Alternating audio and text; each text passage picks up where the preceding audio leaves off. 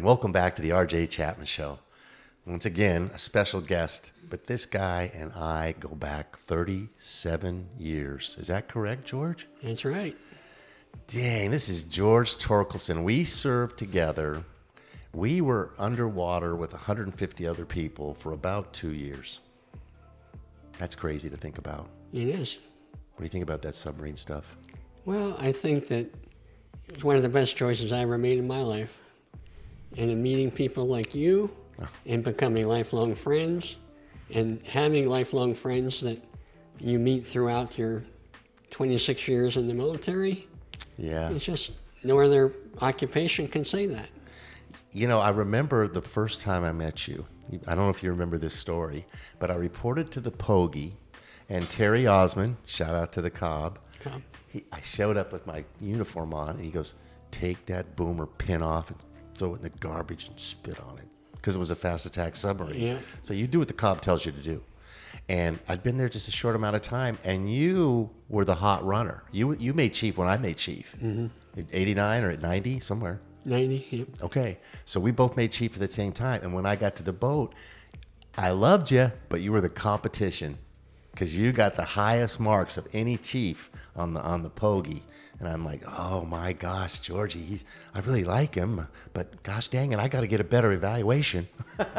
Yeah. But we became close friends, and our families all knew each other, and I thought it was a really great ship to be a part of. What was your job on that dang thing? I was a chief sonar technician, so my job was to keep the ship out of trouble when it comes to underwater, when you have a lot of surface traffic above you. Mm-hmm. We have to make sure that the ship is safe. Yep. And then when you're on mission, you have to make sure that those bad guys know that they're not alone.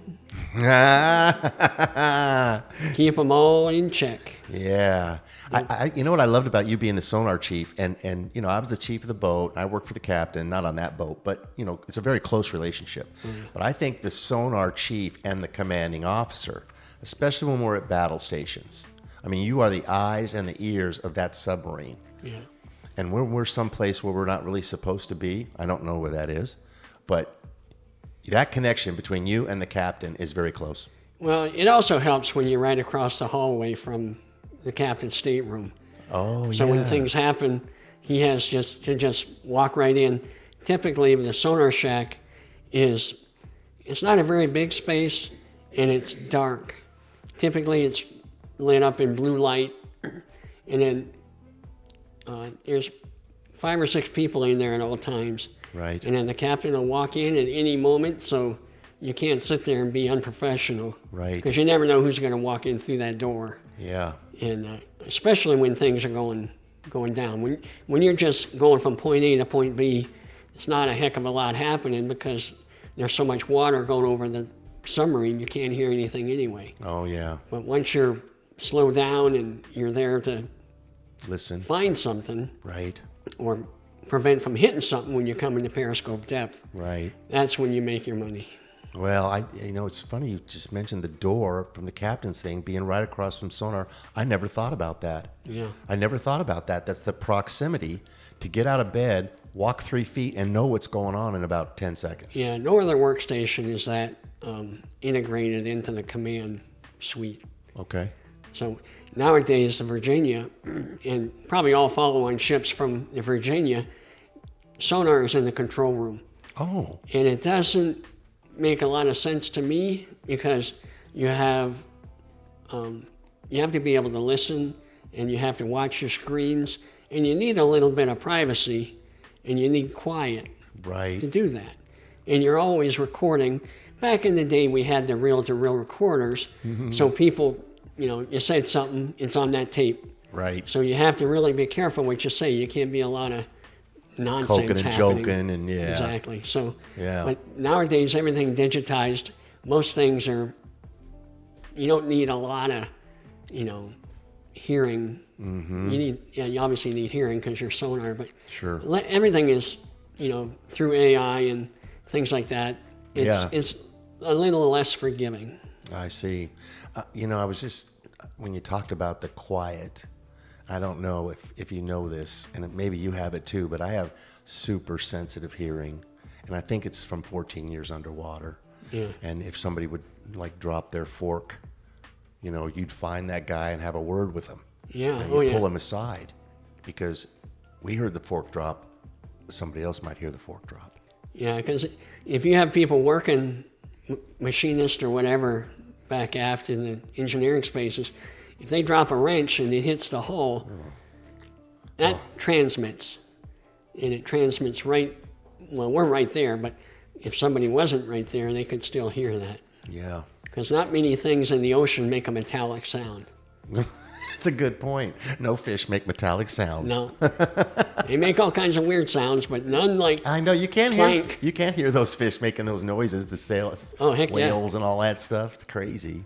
And then there's a video display that's out in the control room where the officers of the deck, they're watching that thing like hawks, you know. So if they see the slightest blip come down the screen, they're like, "What's that? What's that?" It's like, geez, relax. It's A nothing. whale just burped. Yeah, it's biologics. Biologics. Even though you have no idea what it was because you weren't there. I remember. What is it? What was that line with biologics? There was a line I thought. I mean, best bearing or something. Biologics in the area, or whatever, you know. Yeah. But this whole sonar thing was pretty cool. But is your hearing sensitive today? Yes. Okay. I was wondering if I was alone. Yeah, I always tell everybody, my whole life I've got paid to listen, so I don't talk a lot. I like to listen. Yeah, it's when I'm like at a restaurant and they'll be like 30 feet away, people talking. I can hear the conversation, so it's kind of crazy. I have to kind of block out stuff just to pay attention to what I'm doing. Yeah. But how long were you on Pogie? 3 years. So 3.5 I left. years, yeah. Oh yeah, so I left to go be Cobb of the Portsmouth, and you're still on the Pogue. Yes. Oh, okay. Yeah. Did you guys go to North Pole? I didn't go on that ship. I went on another one. You did go to the North Pole? Yes. How was it? That was good. We had a problem where we had to surface under the ice, and that was pretty cool. There's an under ice sonar that Right. broke, Oh. so we as sonar are responsible for the under ice. So we had to go out there and try to patch the fiberglass. Oh. So that wasn't very fun. Right. It was freezing. You know, I heard so the under ice sonar, and we'll use my ceiling as an example. So this sends a little ping, and it tells you how thick it is. Yep. And you're looking for a what? What's the name of that thing? Polinia. A plania. Yeah, so as you're high frequency pinging, Yeah. you can tell, and you're going like maybe a knot. one knot. Maybe yeah, one knot. Just creeping. Yep. And you're looking for a thin spot in the ice so that you blow your ballast tanks, and then the sail sits under the ice, and then you blow all the ballast tanks, and then the weight of the ship will just push itself through the ice. Gosh, dang. And the planes will come vertical Oh. so that you don't have horizontal planes trying to push through the ice. Oh, yeah. But that's when the ships had sailplanes. You know, somebody told me, and I like looking at my ceiling thinking about it, that when the submarine is under the North Pole, and let's say it's at 50 feet, and they got the periscope up, and they're driving, and they can see the ice, and it kind of looks like a popcorn ceiling. Yeah. Isn't that crazy? Yeah. And every time I look at my ceiling, because it's not popcorn, but I can imagine a submarine going over that, and then they find the Polana. Is that what it's called? Polinia. Polinia, and like you say, they sit on it, and then blow all the ballast tanks and pop up. Yeah. And then how do you get out? Is there ice on top of all the hatches and stuff? I mean, Yeah. shoot. Yeah, there's chunks of ice on there. You try not to get too thick, but Yeah. you can push the ice off. Did you go out and walk around in the North Pole? Yeah. How was it? Cold. Did you? We had Arctic gear, but Did you? it was cold. Oh, was it? Yeah. Did you do any experiments or just walk around and show you can do it? Well, like I said, we had to surface to fix something. Okay. So that was we wouldn't have surfaced if we didn't have to get up there and fix something. Oh, okay. That wasn't a plan then. Yeah, to it wasn't. surface. It wasn't a planned surface. Oh, that's pretty good. That's a bonus though. Yeah. That's pretty neat because I never done that. I missed that by a couple of months on one of my ships. Yeah. It's pretty neat when you're under the ice. The ice will crack, and it sounds like a gunshot. Oh, no I kidding. mean, like you put an ice cube in a glass of water and you Yeah. hear it cracking. Yeah. Well, just Times increase that by hundreds. Man. That's how loud those ice cracks can become. Gosh, dang. Yeah. Can everybody hear it or just sonar? No, just sonar. Oh, okay. Yeah. And then you have to make your way out of there, and then that's when you use the forward-looking stuff to Yeah. not hit an iceberg. I never thought about that. Yeah, so you have to find your way out. How deep can some of those icebergs go? I don't know, I don't know either, but probably 40, 50 feet, I oh imagine. yeah, well Maybe more, I don't know. Oh, but I don't know how far down you can go before you hit the bottom. So there's a sweet spot Oh, yeah. from an iceberg to the bottom. That's why we have quartermasters. That tell us how deep the water is, and we have thermometers that tell us how deep the water is. Okay, okay. It's still a little tricky though. Oh, heck yeah. It's not a walk in a park, and it's not 13,000 feet deep No, before you hit the bottom. no. You know, I always thought too that the most dangerous time for a submarine is going out of port or coming into port. Because if you have a problem, you hit a ship hits you, and you go down, you might have a chance to survive because it's only maybe a couple of 100 feet. And maybe you can escape. We have ways to escape Sure. out of these submarines. But, you know, like I don't even know, Georgie, probably like 95% of the ocean is greater than we can make it. Oh, yeah. We can only go so far. Any past that, we implode. And that's the end of the story. And 96% of the ocean is a lot deeper than that. Mm-hmm. How many years did you do on submarines? 26. All on submarines? Yep. What was your shore duty? What did they do with sonarmen for shore duty?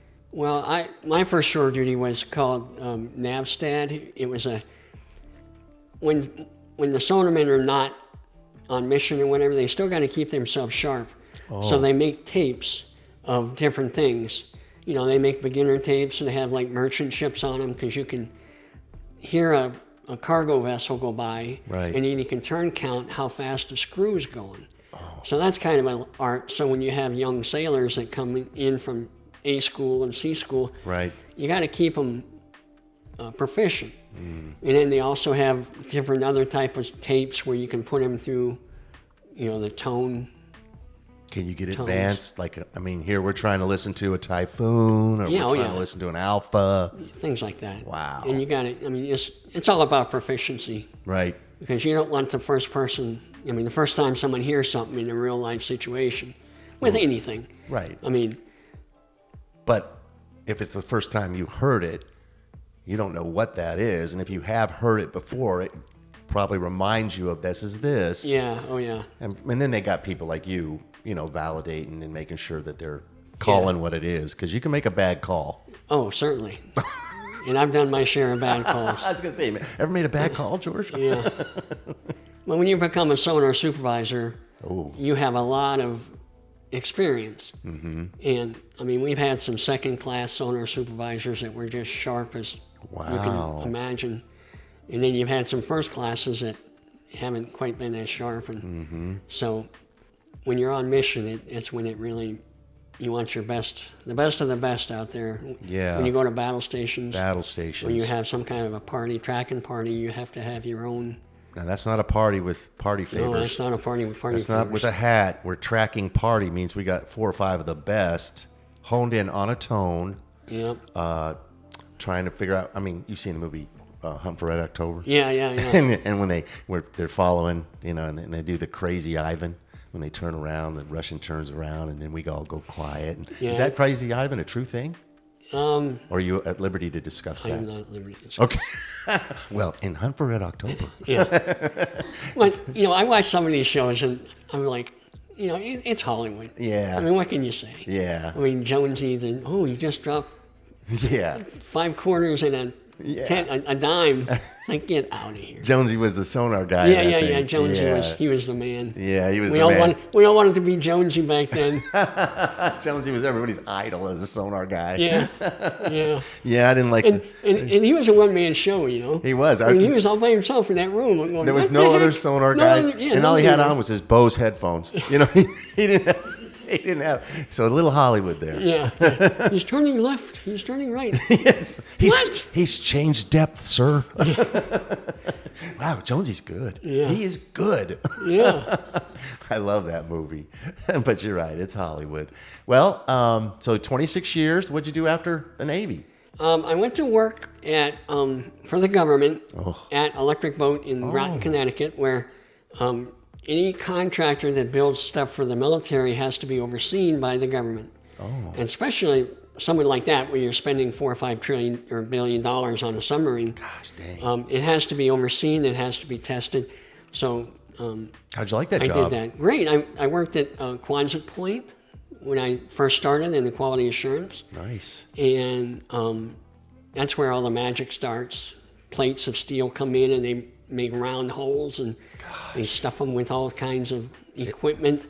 And then I did that for 5 years, and then I moved to Groton and become a production controller for the Columbia class SSBN. We are waiting. coming. It's coming here. Yeah. And we're getting it first, and we need it because these Tridents are pretty dang old. Oh, I know. And They're way past their life. yeah, but they've been taken care of. We take very good care of them, but it's tough because they're getting old. But I think the Columbia, is it 2028?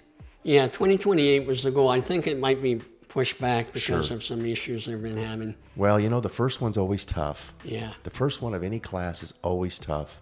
But I'm excited to get it. And, they finished Columbia. It's not like they haven't started the second submarine. It's being made, too. Yeah, It's just going to take a while. Yeah, and the follow-on Virginia is already in design. Oh, So they've already got proof of concepts for a follow-on fast attack version. right. So, our shipbuilding industry has never been more Robust. robust, and, the plan is always there for the next whatever. Yeah.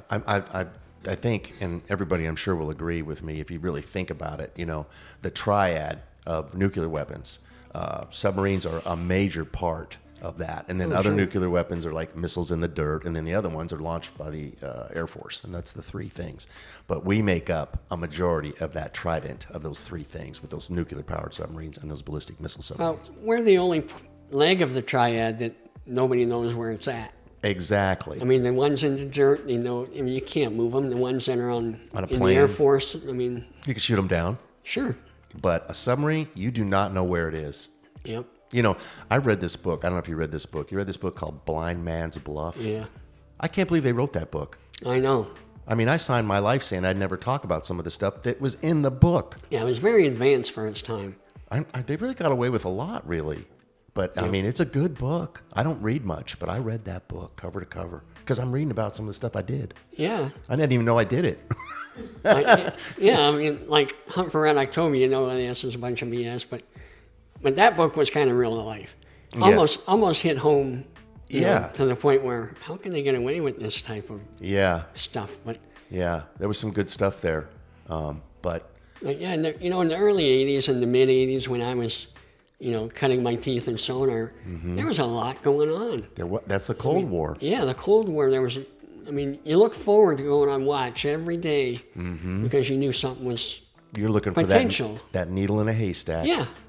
Yeah, and once you find that needle in the haystack, then it's like game on. I remember when we would find the needle in the haystack, and we were supposed to be out there for like a 60-day thing, but we found the needle in the haystack at like the 58th day. Well, you don't get to leave the needle alone. Yeah. You get to keep following the needle. Yeah. And so 60 turned into 70 one time. 60 turned into 70. 70 turned into 80. And we were waiting on the Mustafus to come relieve us. And, the Mustafus was broken. So we got to wait. So 60 turns 70. 70 turns into 80. 80 turned into 90. And we're running out of food. And we were down to a bowl of soup for breakfast and half of a sandwich for dinner. No lunch, no mid-rats. And we lost a lot of weight as a crew. Yeah. And we ended up being out there, get this, 109 days before the Mustafus finally got fixed and relieved us, and we could leave the needle to them and come home. Yeah. And everybody was out of cigarettes and ice cream. Yeah, that happened to us too. And on the Flasher, that was my first boat. And we were only supposed to be out for 60 days. On the 50-something day, See? we found something, and we're like, and we ran, and we were 96 days. And I'm like, what in the world? I And know. everybody was mad at us, sonar, because why didn't you let it go? Let what it are you go. talking about? Can't you just say you lost it so we Yeah. can go home?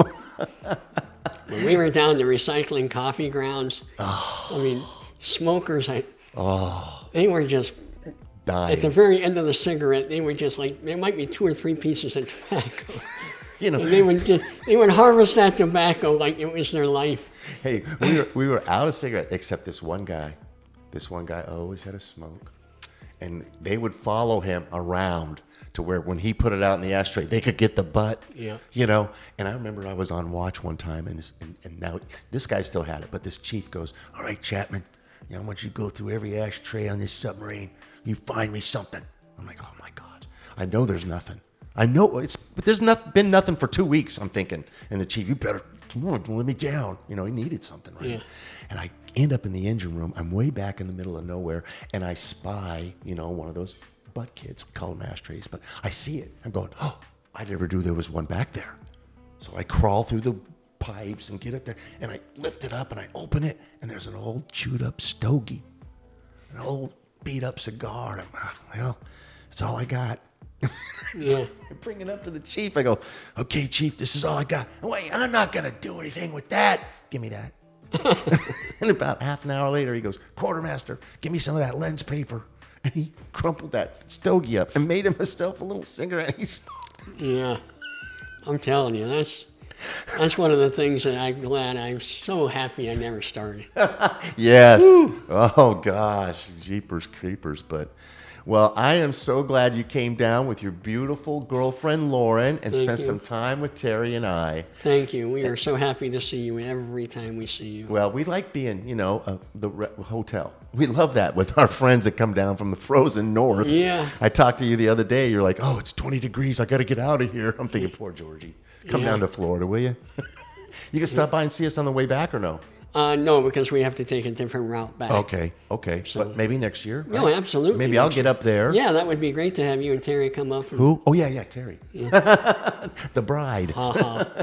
35 years. About the same time we met you. Yeah. Terry, that was Terry's first little duty station too, Poggy. Yep, she was part of our family. She was. Still is. Yeah, still is. Yeah, Absolutely. that's great. That's what happens when you meet friends like you and Terry and Yeah. all the others, and it's just you become family. Well, that submarine thing's crazy too. When you got 150 people for 100 days. I mean, I know your kids. I know your wife's name. I know where you're born. And that's the huge difference about being on a carrier or something where you only meet the people you work with. Sure. And in the submarine where you are family with the whole crew. Right. Or worst enemies. I mean, Well, you got to you're not get getting along. with everybody. You got to get along. Yeah. And we majority. Oh, yeah. I mean, Absolutely. Most of the time. Well, I didn't really like George that much, but no, I. But George, I grew on you. yeah, you did. You grew on me. But thanks for coming down and thanks for being on the show. Well, thank you. I appreciate that. That was a lot of fun. Well,